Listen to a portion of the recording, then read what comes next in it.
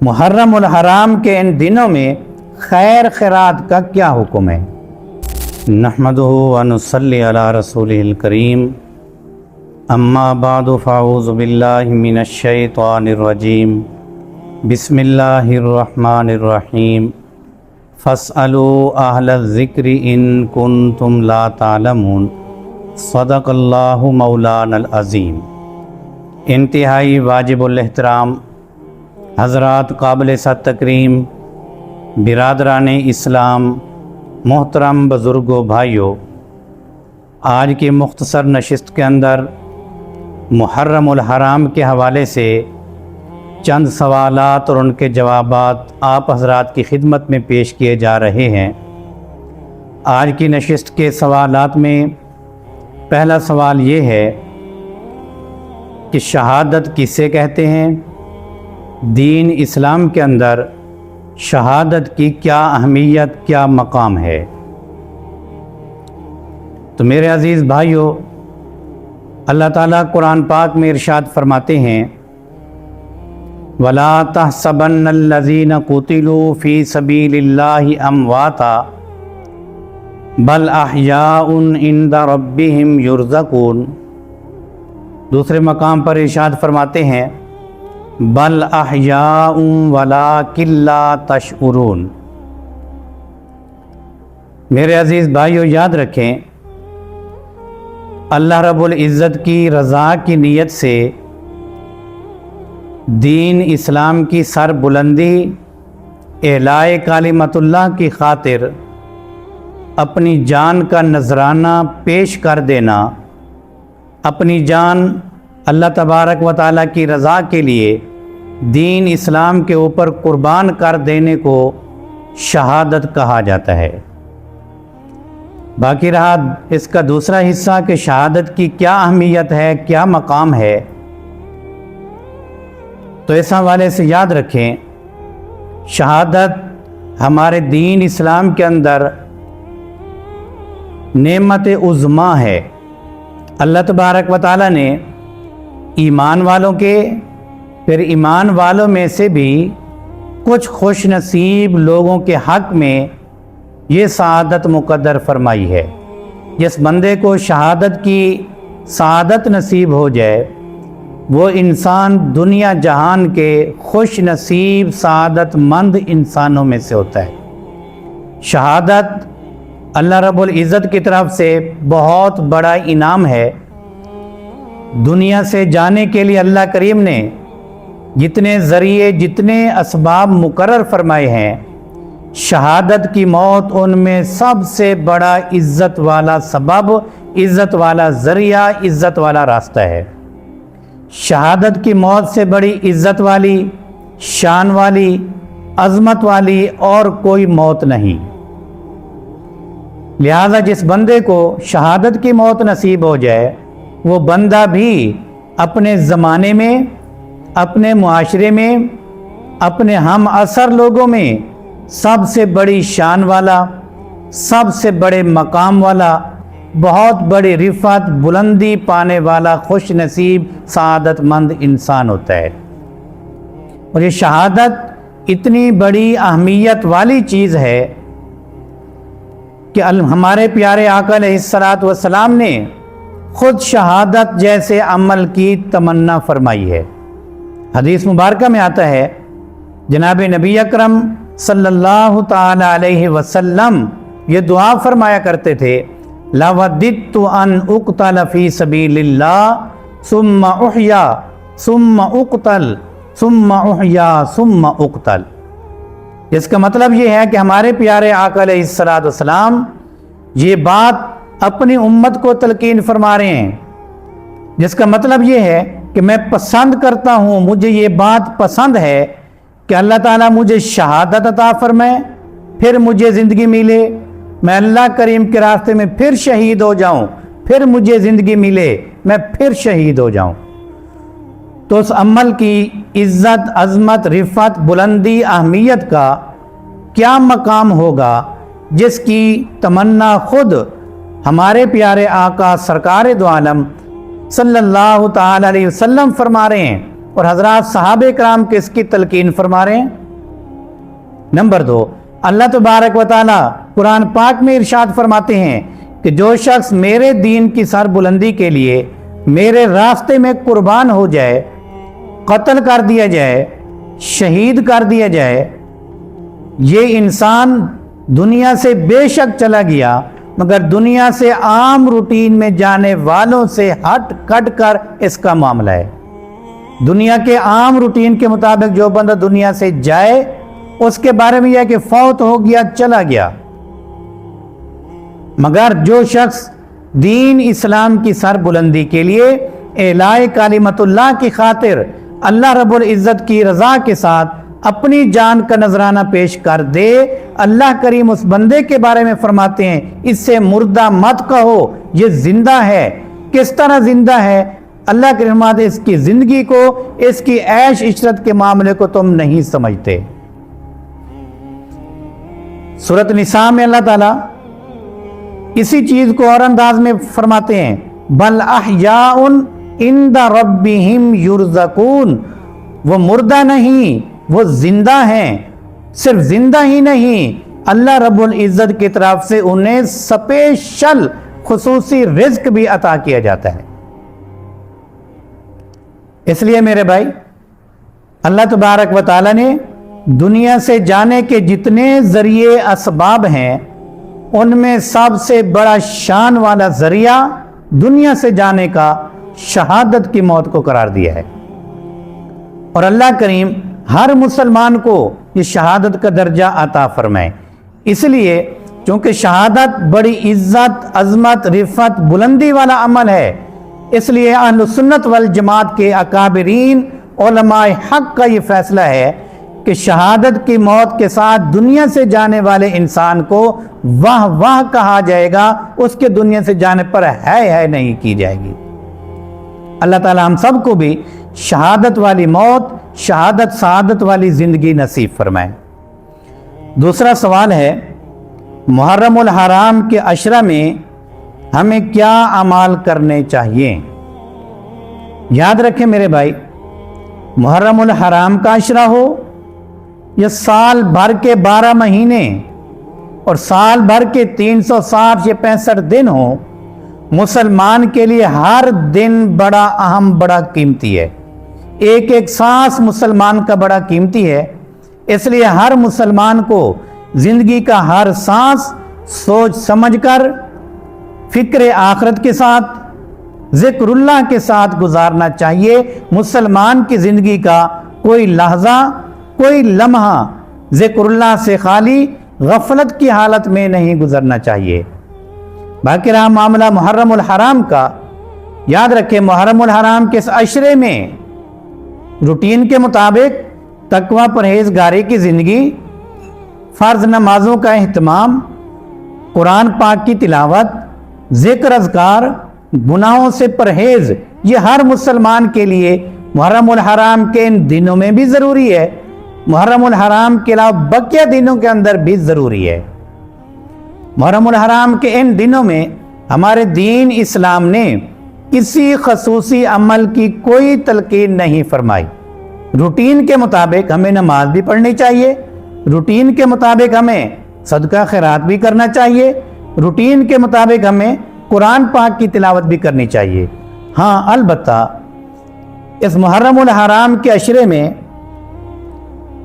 9، 10 یا 11 محرم الحرام کے روزے کو مستحب درجہ دیا گیا ہے کہ اس دن کا روزہ رکھنا مستحب عمل ہے۔ اگر کوئی شخص رکھنا چاہے تو یہ 2 روزے رکھے، 9 یا 10 محرم الحرام کا، یا پھر 10 اور 11 محرم الحرام کا۔ اس کے علاوہ باقی ہمارے معاشرے کے اندر جو ترتیب چل رہی ہے یہ ساری مصنوعی ترتیب ہے۔ اتنی اہمیت کے ساتھ، اتنے اہتمام کے ساتھ ان اعمال کو کرنے کی ان دنوں میں ہمارے دین اسلام نے کوئی خصوصی تلقین نہیں فرمائی۔ اس لیے میرے بھائیوں، ہمیں ہر عمل وہ اس طریقے سے کرنا چاہیے جس کا ہمیں قرآن و سنت ہمیں حکم دیتا ہے۔ قرآن و سنت کی ترتیب کے مطابق ہمیں ایک ایک لمحہ گزارنے کی کوشش کرنی چاہیے۔ تیسرا سوال ہے، محرم الحرام کے ان دنوں میں خیر خیرات کا کیا حکم ہے؟ میرے بھائیو یاد رکھیں، مسلمان چاہے زندہ ہو یا وہ مسلمان جو ایمان کی حالت میں دنیا سے چلا گیا ہو، وہ سال بھر کے تمام مہینوں میں، سال بھر کے تمام دنوں میں نیکی کا محتاج ہے۔ زندہ انسان بھی نیکی کا محتاج، دنیا سے جانے والا شخص بھی نیکی کا محتاج۔ اس لیے دنیا سے جانے والوں کو بھی صرف محرم الحرام کے ان دنوں میں خیر خیرات کے حوالے سے یاد کرنا، باقی پورا سال سائڈ پہ کر دینا، یہ کوئی عقل مندی والا فیصلہ نہیں۔ ان دنوں میں خیر خیرات کی کوئی خصوصی تلقین ہمارے دین اسلام نے نہیں فرمائی۔ اس لیے ہر مسلمان کو چاہیے کہ اپنے لیے، اپنے دنیا سے جانے والے پیاروں کے لیے، اپنے آباء و اجداد کے لیے پورا سال اپنی ہمت کے مطابق روٹین میں خیر خیرات جاری رکھنی چاہیے۔ ایک حدیث مبارکہ میں آتا ہے، جو شخص دنیا سے چلا جاتا ہے، اس کا نیک عمل، اس کی نیکی کی ترتیب ختم ہو گئی۔ اب وہ دنیا میں رہنے والے اپنے اعزاء اقارب سے، دوسرے مسلمانوں سے نیکی کا اس درجے میں امیدوار رہتا ہے جس طرح کوئی شخص دریا میں ڈوبنے والا، پانی میں ڈوبنے والا کہتا ہے مجھے بچاؤ، مجھے بچاؤ، مجھے بچاؤ، تو دنیا سے جانے والا بھی پیچھے دنیا میں رہنے والے لوگوں سے اسی طرح نیکی کی امید لگا کر یہ تمنا کر کے بیٹھتا ہے، کاش کسی طرف سے میرے پاس نیکی آ جائے، کوئی میرے لیے نیکی بھیج دے، کوئی میرے لیے احسان ثواب کر دے۔ اور یہ امید، یہ تمنا دنیا سے جانے والے شخص کی پورا سال ہوتی ہے۔ اس لیے ہمیں پورا سال اپنی ہمت کے مطابق دنیا سے جانے والے اپنے پیاروں کے لیے خیر خیرات کا سلسلہ جاری رکھنا چاہیے۔ محرم الحرام کے دنوں میں خیر خیرات کرنے کو ہم منع نہیں کرتے، لیکن ان دنوں میں اتنا ضروری سمجھنا کہ دیگوں پہ دیگیں پکائیں، باقی پورا سال دنیا سے جانے والے پیاروں کو یاد ہی نہ کریں خیر خیرات کے حوالے سے، یہ ان کے ساتھ زیادتی ہے۔ اسی طرح ان دنوں کے اندر قرآن پاک کی تلاوت کروانا قبرستان میں، گھروں میں بلا کے، باقی دنوں کے اندر کچھ بھی نہ کرنا، یہ بھی دنیا سے جانے والوں کے ساتھ زیادتی ہے۔ ہر لمحہ انہیں مالی خیر خیرات کے ذریعے سے بھی، ذکر اذکار، تسبیحات، استغفار کے ذریعے سے بھی، قرآن پاک کی تلاوت کے ذریعے سے بھی ہر وقت فائدہ پہنچانا چاہیے۔ یاد رکھیں، اگر کوئی شخص پورا قرآن پاک بھی نہیں پڑھا ہوا، کم از کم کتنا ہی گیا گزرا مسلمان کیوں نہ ہو، اسے کم از کم سورۃ فاتحہ یعنی الحمد شریف، سورۃ اخلاص یعنی قل هو اللہ احد، یہ سورۃ تقریباً ہر مسلمان کو آتی ہے، اور اللہ رب العزت نے اس کی تلاوت پہ اجر بھی بہت رکھا ہے۔ اس لیے روٹین کے اندر بے شک اپنے گھر میں بیٹھیں، مسجد میں بیٹھیں، اپنے کام کاج میں مصروف ہوں، دل ہی دل میں ان سورتوں کی تلاوت کر کے پورا سال ہم اپنے دنیا سے جانے والے پیاروں کو فائدہ پہنچا سکتے ہیں۔ 3 مرتبہ سورۃ اخلاص پڑھیں، اللہ کریم اپنے فضل سے پورے قرآن پاک کا اجر عطا فرماتے ہیں۔ اور یہ کام ہم مزدوری کرتے ہوئے بھی کر سکتے ہیں، کاروبار کرتے ہوئے کر سکتے ہیں، ملازمت کرتے ہوئے کر سکتے ہیں۔ اللہ والے فرماتے ہیں نا، ہاتھ کار ول دل یار ول، اس کا یہی مطلب ہوتا ہے، اپنے ہاتھ پاؤں کام کے اندر لگاؤ، دل کی توجہ اللہ رب العزت کی طرف ہو، اللہ کریم کو یاد کر کے جس شکل میں بھی کریں، ذکر اذکار کی شکل میں، تلاوت کی شکل میں، درود پاک کی شکل میں، استغفار کی شکل میں، ہر شکل کے اندر ہم اللہ کریم کو یاد کر کے اپنے دنیا سے جانے والوں کو اس کا ثواب پہنچا سکتے ہیں۔ اور میرے اللہ کریم کا نظام اتنا مستحکم ہے، دنیا کے جس کونے میں بیٹھ کر بھی ہم اخلاص کے ساتھ پڑھیں گے، اللہ کریم یقیناً ہمارے پیاروں تک اس کا ثواب پہنچائیں گے۔ اللہ کریم نے ہمارے لیے ایصال ثواب کا معاملہ بہت آسان رکھا ہے، ہم خود جان بوجھ کر اپنے اوپر مشکل طریقے مسلط کرتے ہیں، پھر اپنی مرضی۔ اللہ تعالی ہم سب کو قرآن و سنت کے اصولوں کے مطابق عمل کرنے کی توفیق عطا فرمائے۔ चौथा सवाल है, मुहर्रम उल हराम के इन दिनों में कब्रों की लिपाई करना कैसा है। याद रखें मेरे भाई, जिस तरह हर मुसलमान दुनिया में रहने वाला ज़रूरत के वक्त अपने दुनिया के मकान की मुरम्मत करता है, कराता है, बगैर ज़रूरत के कोई भी नहीं करता। जिस वक्त में ज़रूरत हो इंसान उसी वक्त पे करता है। यही सूरत हाल दुनिया से जाने वाले प्यारों की आरामगाह यानी कब्र की है। उसकी इस्लाह की जब भी ज़रूरत पड़े, चाहे साल के दौरान हो या मुहर्रम उल हराम के दिनों में हो। जैसे रूटीन में बारिशें आती हैं, बहुत से कब्रस्तान निशेबी जगहों में होते हैं, बारिश का पानी वहां पे इकट्ठा हो जाता है। मिसाल के तौर पर बारिश का पानी तो इकट्ठा हुआ रमजान शरीफ में, कब्र बहुत खस्ता हालत हो गई, अब वो बंदा इंतजार करता रहे मुहर्रम उल हराम का, तो ये गलत है। जिस वक्त भी कब्र की इस्लाह की ज़रूरत पड़े, लिपाई की ज़रूरत महसूस हो, चाहे कोई भी महीना हो साल भर का, फौरन उसकी इस्लाह कर देनी चाहिए। मुहर्रम उल हराम के इंतज़ार में रहना, ये इस महीने में ज़रूरी समझना, ये हमारे दीन इस्लाम का कोई हुक्म नहीं है। इसलिए इसका ताल्लुक इस्लाह के साथ है जब भी ज़रूरत पड़े। और वो भी याद रखें, कच्ची लिपाई करना हमारे दीन इस्लाम के अंदर पसंदीदा अमल है। पक्की कब्रें बनाना हमारे दीन इस्लाम के अंदर पसंद नहीं। अल्लाह करीम को आजिज़ी वाली ज़िंदगी पसंद है। जिंदा हों फिर भी आजिज़ी, दुनिया से चले जाएं फिर भी आजिज़ी वाली कब्र, आजिज़ी वाला तरीका, ऐसे तरीके से कब्र बनाना जिससे आजिज़ी की झलक हो और ये अल्लाह रब्बुल इज़्ज़त की रहमत को खींचने का ज़रिया होता है, रहमत को मुतवज्जे करने का ज़रिया होता है। अल्लाह ताला हम सबको इस हवाले से भी सही अमल की तौफीक अता फरमाए। पांचवा सवाल है, ख़वातीन के लिए कब्रिस्तान जाना जायज़ है या नहीं। मेरे भाई इस हवाले से याद रखें, हमारे दीन इस्लाम ने बग़ैर शरई ज़रूरत के औरत के लिए घर से बाहर निकलना जायज़ नहीं करार दिया। ज़रूरत के तहत भी बाहर निकलना हो तो महरम आदमी के साथ घर से बाहर निकलें। बिला ज़रूरत घर से बाहर जाने की भी इजाज़त नहीं।